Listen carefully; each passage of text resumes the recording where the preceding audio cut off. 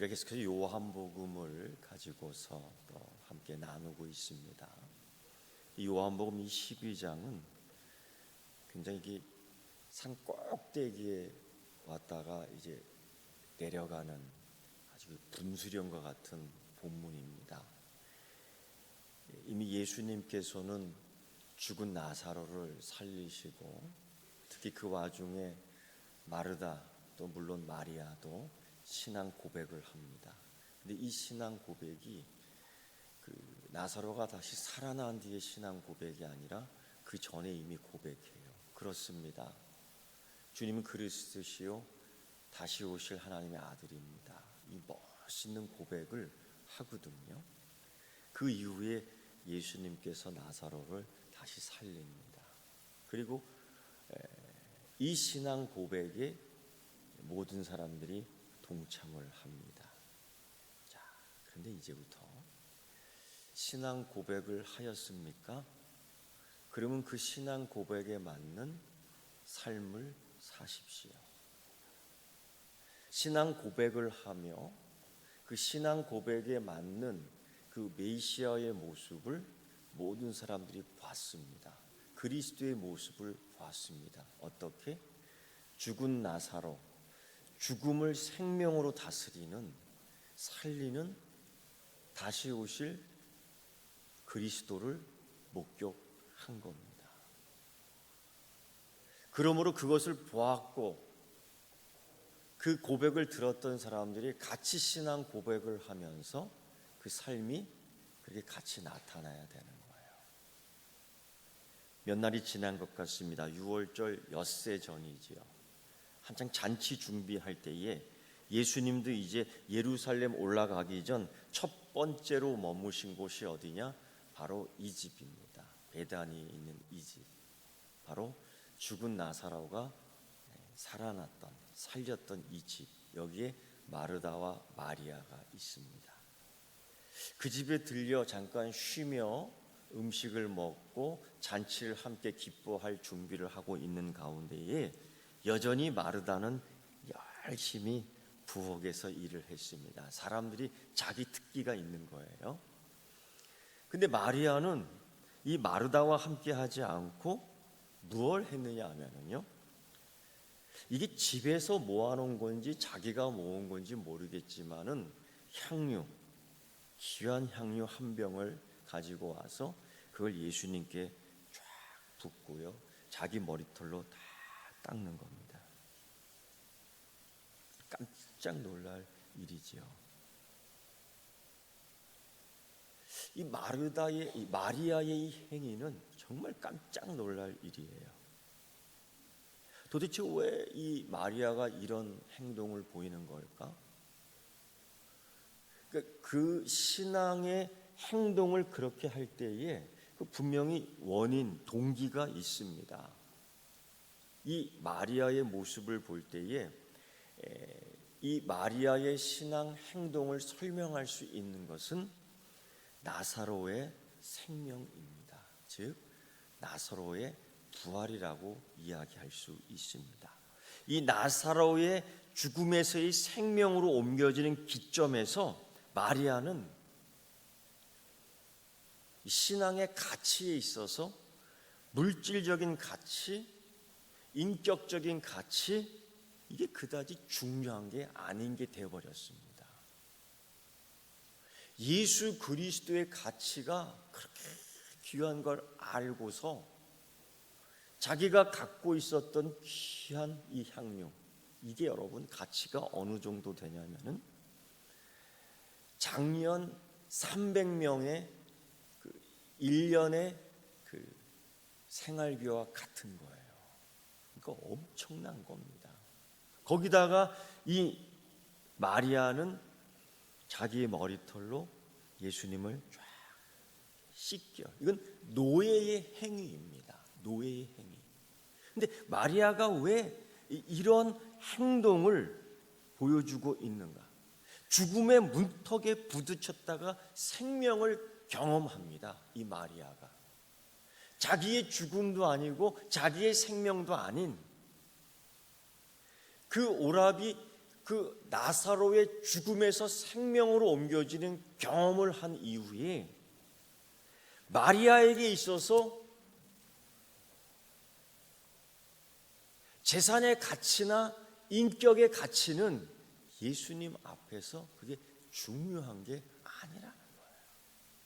그거를 신앙 고백과 함께 자기 삶에서 많은 사람들 앞에, 특히 제자들 앞에서 보여주는데, 이게 또 다른 신앙 고백입니다. 마리아가 지금 그걸 하고 있는 거예요. 그래서 이 마리아의 행위는 죽음의 문제를 해결해 주신 예수님 앞에서 꾸미지도 않고 가식도 없고 자랑도 없고 칭찬도 없고 그냥 오직 예수 그리스도라는 순수한 신앙 고백적 행동이 나온 겁니다. 근데 이 귀한 마리아의 신앙 고백적 행동에 그냥 찬물을 끼얹는 인물 하나가 있었는데 바로 가롯 유다예요. 이 마리아의 행위에 대한 비판적 자세를 이 한마디로 볼 수 있습니다. 그것이 4절에 나와 있는데요. 이 향유를 어찌하여 300데나리온에 팔아 가난한 자들에게 주지 아니하였느냐. 요 말씀 하나를 볼 때는 유다의 비판이 지극히 합당적입니다. 맞죠? 그 300명이 1년 동안 벌어 모은 돈이 그러니까 엄청난 거죠. 그거를 가난한 사람들에게 분배한다는 효과, 이게 엄청나게 나오는 거죠. 이걸 얘기하는 거예요. 어떻게 보면 이치에 맞는 것 같습니다. 그런데요, 이 유다, 가롯 유다의 발언에는 굉장한 모순점이 있습니다. 첫째,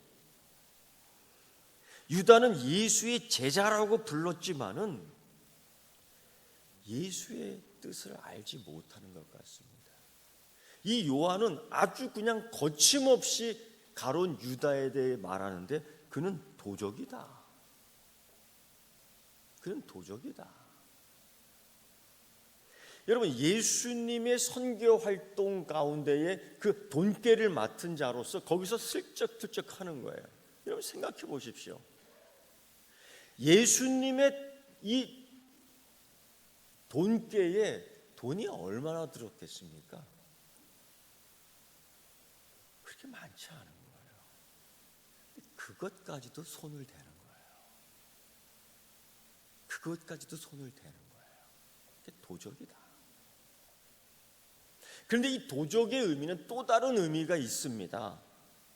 예수의 제자로 행세하지만은 예수의 제자가 사실은 아닙니다. 자기의 유익을 위해 예수를 쫓아다니는 것뿐입니다. 이 가롯 유다는 마리아를 이해하지 못했습니다. 아니, 마리아의 신앙 고백과 그의 삶을 전혀 이해하지 못했습니다. 그도 나사로가 죽었다 살아나는 것을 경험한 사람입니다. 그도 이 같은 신앙 고백 안에 있었던 사람입니다. 그런데 이 마리아가 향유를 붓는 동기, 이 마리아의 행위 안에 감춰진 것들을 전혀 이해하지 못하는 거예요. 전혀 이해하지 못하는 거예요. 그리고 이 유다는, 가롯 유다는 이 죽음에서 생명으로 일컫는 이 가치, 이것보다는 이 물질적 가치에 더 중점을 두고 있는 거예요. 그러니까 예수 그리스도에 대한 신앙 고백이 나오지 않은 겁니다. 그 상황 가운데. 그러니까 여러분 보면은 바리새인, 예수님을 죽이려는 바리새인과 전혀 다르지 않아요.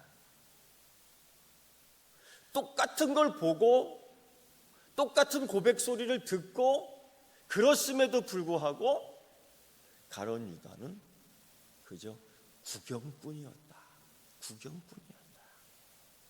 그리고 이 마리아의 행위에 대해서 마태복음이나 누가복음을 보면 유다가 그렇게 말해요.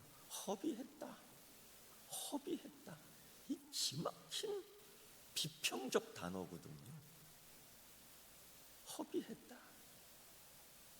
그리고 가난한 자를 왜 돕지 않았느냐? 그의 항변. 여러분, 예수 그리스도를 믿으며 가난한 자를 돕는데 가난한 자를 물질로만 돕습니까? 이 세상적 사고방식, 구제를 하는데 물질로만 구제하면 된다는 생각, 이건 또 다르게 생각하면 하나님 나라를 정치와 권력과 재력으로만 해결하려고 하는 이 사고방식, 이 가룟 유다가 이걸 갖고 있었어요. 그러니까 예수를 남들은 눈 못 떴던 눈뜬 사람은 그를 메시아로 고백하고, 아직 살아나지도 않았음에도 불구하고 마리아는 그리스도라고 고백하고, 그걸 다 보고 목격했음에도 불구하고 가난한 자를 돕는 일은 오직 물질로만, 이 얼마나 한심한 사고방식인지 모르겠어요. 하나님 나라를 오직 물질로, 가난한 자를 돕는데 물질로 해결할 수 있다는 생각, 이게 가룟 유다에게 있어서는 아주 꽉 찬 사고방식이었습니다. 그래서 예수님께서 말씀하시죠. 이 여인을 괴롭게 하지 말아라. 이 여인을 괴롭게 하지 말아라. 유다는 자기 나름대로의 생각으로 인하여 그리스도의 가치를 놓치는 거예요. 이게 우리 가운데 많습니다. 자기 나름대로의 사고방식 때문에 정말 하나님 나라의 가치를 놓치는 거예요. 겉으로 보기에는 합당하게 들리죠. 허비하느냐? 야, 이 돈으로 수천 명 사람 먹일 수 있는데 허비하느냐? 근데 이게 다 다른 이중적 사고방식에서 나오는 거예요. 결정적으로는 신앙 고백적 발언이 아니라는 겁니다. 자기의 불신앙을 감추기 위한 것들이었어요.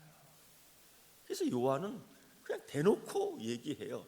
그는 도적이었다. 근데 여러분,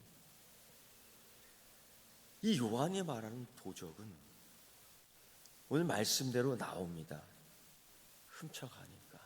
단지 물질만 훔쳤을까요? 이 배반의 주동자가 되어 상처를 주는 주동자가 됩니다. 이 가룟 유다가.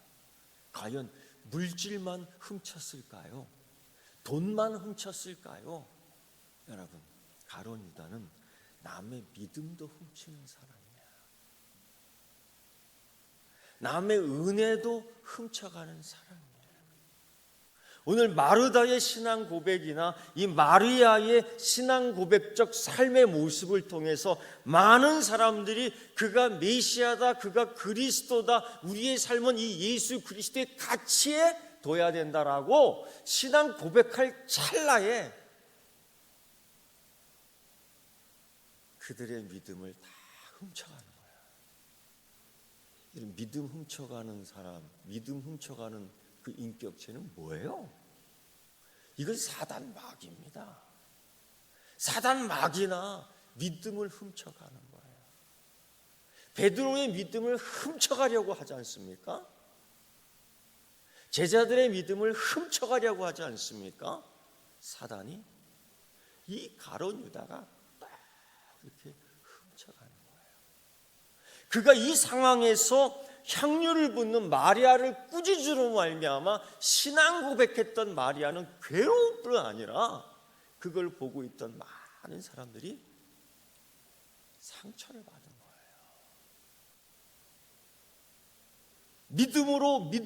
믿음으로 성장해야 되는데 상처가 나버리는 거예요. 이때 예수님이 이 교훈 하나를 더 말씀하죠. 그게 8절입니다. 가난한 자들은 항상 너희와 함께 있거니와 나는 항상 있지 아니하리라. 이것은 가난한 자를 돕는 그들의 자세를 이야기하는 겁니다. 가난한 자를 돕는 것은 예수님에 대한 헌신에서부터 시작되는 거예요. 무슨 이런 봉사를 하고 저런 사역을 하고 교회를 이만큼 나왔다 이게 아니고요. 이런 일을 할 때에 내가 예수님에 대한 헌신이 준비되어 있고 시작되었느냐, 이게 1순위가 돼야 되는 겁니다. 이것도 없으면서 무슨 가난한 자를 운운하고 도적질하면서 무슨 믿음을 이야기하고 무슨 교회가 이래야 된다 저래야 된다 개혁해야 된다고 얘기하면서 음란한 마음은 영원히 지금도 품고 있고, 이게 말이 됩니까? 예수님은 개혁하라고 얘기하고 있어요. 가난한 자들은 항상 너희와 함께 있거니와 나는 항상 있지 아니하리라. 예수 없이 가난한 자를 도울 수 없지요. 예수 없는 신앙 고백은 있을 수 없지요. 예수 없는 봉사는 소용이 없습니다. 예수 없는 헌신은, 예수 없는 기도는, 예수 없는 설교는, 예수 없는 아멘은 아무것도 아닙니다. 예수님이 얘기하는 거예요. 무엇부터 먼저 시작돼야 되느냐? 오직 예수님에게서부터 먼저 시작돼야 된다는 겁니다. 향유 붓는 것이 아까워하는 이가 가난한 이를 위해서 투자할 수 있습니까? 예? 가난한 자 생각한다고 하는 사람이 이거 못 붓습니다. 이거 붓는 자가 가난한 자를 돕는 거예요. 예수님이 그걸 말씀하고 있는 거죠. 여러분, 예수님을 내 마음에 얻어야지만이 가난한 자를 위한 도움을 실현할 수 있는 겁니다. 유다는 예수님의 뜻을 전혀 이해하지 못하는 예수님의 제자였지요. 결국 가룟 유다는 돈 때문에, 물질 때문에 예수님을 놓치고 맙니다. 다 봤잖아요. 오병이어의 기적을 다 경험했잖아요. 안 못 보는 자가 눈을 떴잖아요. 죽은 자가 살아났잖아요. 그런데도 유다는 물질을 구했던 거예요. 예수를 구하고 물질을 버리는 이 마리아와 완전히 비교가 됩니다. 여러분, 예수를 버리는 도적이 되겠습니까? 예수를 버렸기 때문에 도적이 되는 거예요. 예수의 가치보다도 물질의 가치를 이야기하니 도적이 되는 거예요.